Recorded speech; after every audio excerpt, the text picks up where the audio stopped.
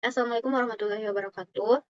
Di sini kami dari kelompok 7 akan mempresentasikan hasil diskusi kami tentang pertanyaan bagaimana pengaruh Washington Consensus terhadap regionalisme di Amerika Serikat. Selanjutnya anggota kelompok kami ada Aduha, Aisyah, Aura, Irma, Tania, Tasya, dan Vivi. Untuk materi pertama itu tentang apa itu Washington Consensus. Washington Consensus itu adalah seperangkat rekomendasi kebijakan ekonomi untuk negara-negara berkembang, terkhususnya pada negara-negara Amerika Latin. Yang mempopulerkan Washington Consensus ini adalah seorang ekonom, John Williamson, pada tahun 1989. Selanjutnya yang melatar belakangi terbentuknya dari Washington Consensus ini adalah terjadinya krisis hutang yang terjadi di negara-negara berkembang. Dan di sini diputuskan bahwa World Bank dan IMF harus memainkan peran lebih penting dalam mengelola hutang dan dalam kebijakan pembangunan global secara lebih luas. Next. Baiklah, selanjutnya saya akan menjelaskan mengenai prinsip-prinsip dasar yang terkandung dalam Washington Consensus. Yang pertama itu ada liberalisasi perdagangan. Nah, prinsip liberalisasi perdagangan mengacu pada kebijakan pembukaan pasar dan pengurangan hambatan perdagangan internasional, seperti tarif impor yang tinggi dan kuota ekspor. Contohnya adalah Meksiko. Pada tahun 1994, Meksiko bergabung dengan North American Free Trade Agreement atau NAFTA dengan Amerika Serikat dan Kanada. Hal ini membuka pasar Meksiko untuk perdagangan bebas dengan negara-negara anggota, menghapuskan banyak hambatan perdagangan, dan meningkatkan akses pasar. Selanjutnya ada Chili, yaitu Chili telah secara proaktif menerapkan kebijakan liberalisasi perdagangan sejak tahun 1970-an. Negara ini telah menandatangani sejumlah perjanjian perdagangan bebas dengan berbagai negara dan kawasan seperti Amerika Serikat, Uni Eropa, dan Asia. Chili juga mengurangi tarif impor secara signifikan sehingga meningkatkan akses pasar bagi barang-barang impor. Yang kedua yaitu pengurangan subsidi. Prinsip pengurangan subsidi mengarah pada pengurangan atau penghapusan subsidi pemerintah yang dianggap tidak efisien atau tidak berkelanjutan. Contohnya adalah Argentina pada tahun 2002. Argentina menghadapi krisis ekonomi parah dan mengalami kesulitan keuangan. Sebagai bagian dari upaya pemulihan, pemerintah Argentina mengurangi subsidi yang diberikan kepada industri-industri tertentu seperti energi dan transportasi. Yang ketiga adalah prinsip privatisasi industri negara. Prinsip privatisasi industri negara mendorong pengalihan kepemilikan dan pengendalian perusahaan-perusahaan yang dimiliki oleh pemerintah kepada sektor swasta. Contohnya adalah Brazil pada tahun 1990-an, yang mana pemerintah Brazil meluncurkan program privatisasi yang luas dan kepada beberapa perusahaan besar yang dimiliki oleh negara, seperti penjualan telekomunikasi dan perusahaan energi yang dijual kepada investor swasta. Atau Meksiko pada tahun 1990-an yang melakukan privatisasi kepada perusahaan minyak dan perusahaan listrik untuk meningkatkan efisiensi dan daya saing industri-industri tersebut. Keempat adalah pengendalian inflasi. Prinsip pengendalian inflasi menekankan pentingnya menjaga stabilitas harga dan mengendalikan laju inflasi. Contohnya adalah contoh dari prinsip ini adalah kebijakan yang diterapkan oleh negara-negara seperti Brazil pada tahun 1990-an, yang mana Brazil meluncurkan program stabilisasi ekonomi yang dikenal sebagai Plano Real yang mencakup kebijakan moneter ketat dan pengendalian pengeluaran pemerintah. Hal ini membantu mengurangi tingkat inflasi yang tinggi dan memulihkan stabilitas ekonomi negara tersebut. Selanjutnya adalah pengurangan defisit anggaran. Prinsip pengurangan defisit anggaran adalah upaya untuk mengurangi defisit pemerintah dengan mengendalikan pengeluaran dan peningkatan pendapatan. Contohnya Meksiko saat menghadapi krisis peso, yang mana menerapkan kebijakan mengurangi defisit termasuk pemangkasan belanja publik. Baik, selanjutnya untuk dampak sosial dan ekonomi dari regionalisasi yang disebutkan oleh Washington Consensus. Dalam ketimpangan sosial, terjadinya ketimpangan sosial antara yang kuat dengan yang lemah dikarenakan terjadi Washington Consensus ini, yang dimana warga miskin terpinggirkan dan warga yang memiliki kekuatan ekonomi yang kuat akan semakin berjaya. Lalu identitas regional dari adanya Washington Consensus ini membuat adanya kelompok-kelompok kudeta yang ingin menumbangkan Washington Consensus, yang dimana mereka merasa tersiksa karena adanya Washington Consensus ini. Lalu dilanjutkan dengan sektor ekonomi.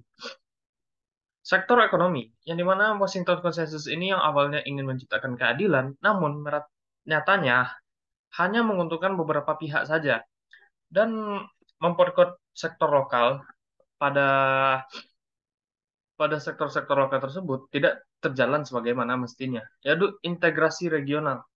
Sebagaimana yang dikatakan tadi, yang berperan penting pada integrasi regional ini adalah negara-negara yang memiliki kepentingan saja, atau negara-negara yang termasuk negara kuat, dan negara yang tidak kuat akan disingkirkan atau tidak diikut sertakan. Lalu distribusi kekayaan. Distribusi kekayaan ini hanya berpengaruh kepada orang-orang yang memiliki kepentingan saja atau orang-orang yang sudah memiliki power yang kuat. Karena perputaran uangnya hanya akan terus kepada yang kaya.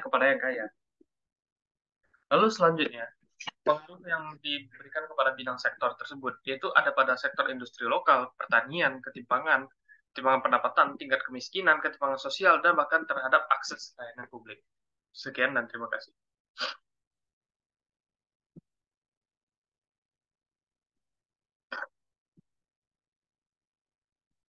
Dengan adanya Washington Consensus ini menjadi solusi bagi permasalahan di Amerika Latin. Namun dalam implementasinya didapati hasil yang berbeda dari satu negara dengan negara lain. Ambil contoh seperti Brazil, dia bisa dikatakan berhasil dalam menerapkan prinsip-prinsip Washington Consensus. Namun berbeda dengan Argentina, dia malah menjadi negara yang bangkrut dan terpuruk. Sedangkan di Chili itu pembebasan pasar terlalu masif dan adanya absensi peran pemerintah dalam pengelolaan pasar dan dibuktikan dengan tingginya tingkat privatisasi dan berujung kepada monopoli pasar. Sebenarnya setelah adanya Washington Consensus ini banyak dibentuknya kerjasama-kerjasama regional di wilayah Amerika Latin, tapi banyak juga yang mengalami kegagalan. Nah, di sini kami mengambil Mercosur sebagai contoh yang konkret dan relevan untuk saat sekarang. Ini adalah platform kerjasama ekonomi di wilayah Amerika Latin, mana integrasi ekonomi itu berbentuk custom unions, di mana negara itu sepakat untuk menetapkan common external tariff bagi negara non-anggotanya.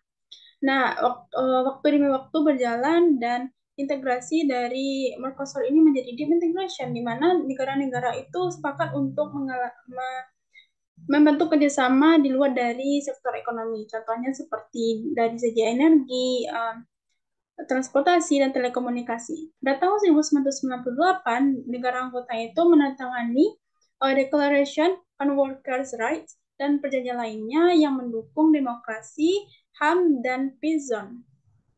Peran negara tertentu. Salah satu negaranya adalah negara Venezuela.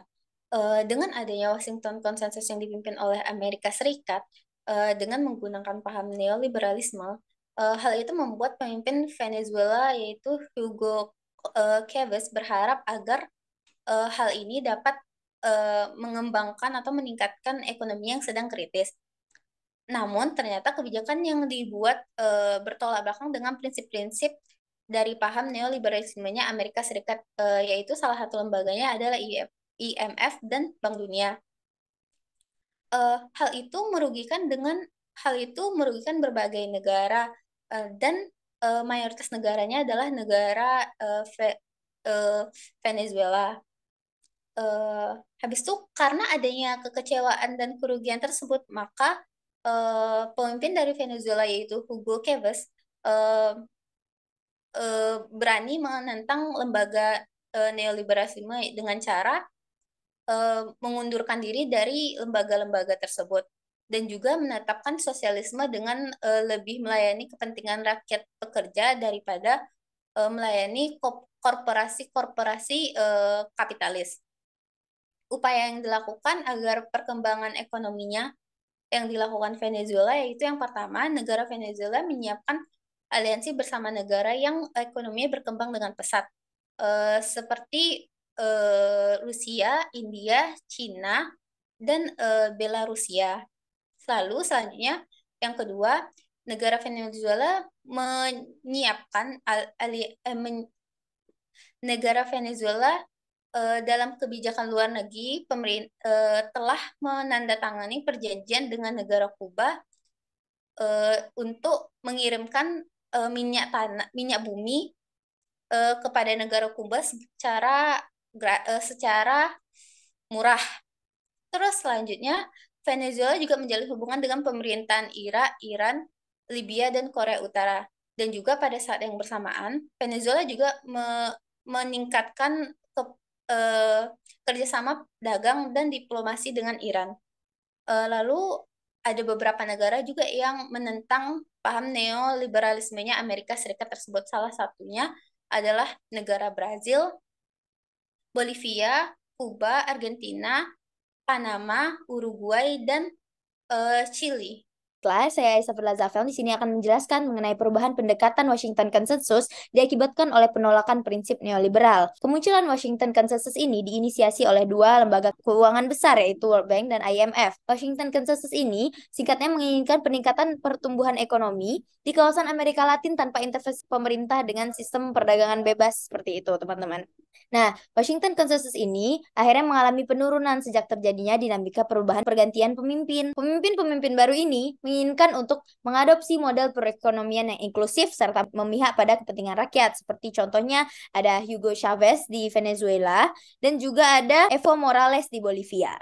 Kebijakan-kebijakan yang terdapat di Washington Consensus ini seperti memihak kepada elit dan kapitalis hingga kepentingan rakyat seperti diabaikan. Contohnya saja kebijakan privatisasi industri dan juga pembukaan pasar bebas secara luas. Karena beberapa kebijakan inilah, beberapa negara di wilayah Amerika Latin mengalami krisis ekonomi dan sosial yang lumayan pelik. Contohnya, di Meksiko pada tahun 1994 dan di Argentina pada tahun 2001.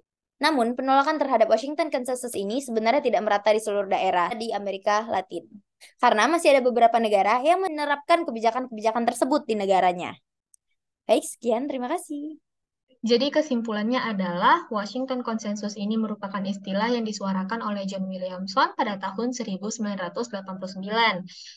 Washington Consensus ini berisi 10 kebijakan perekonomian yang menurut John Williamson apabila 10 kebijakan perekonomian ini digunakan oleh negara-negara berkembang yang baru saja dilanda krisis, itu dapat membantu mereka untuk meningkatkan ataupun membangun perekonomian mereka kembali. Washington Consensus menyatakan bahwa kinerja perekonomian yang baik membutuhkan perdagangan yang bebas. Perdagangan bebas yang dimaksud di sini adalah pemerintah memberikan ruang yang lebih besar bagi pihak swasta, sehingga mekanisme pasar akan mengalokasikan sumber daya secara efisien serta menciptakan pertumbuhan ekonomi yang kokoh. Jadi Washington Consensus ini memberikan kesempatan yang lebih besar kepada pihak swasta untuk membangun pasar demi membangun perekonomian negaranya kembali. Sekian kesimpulan, terima kasih.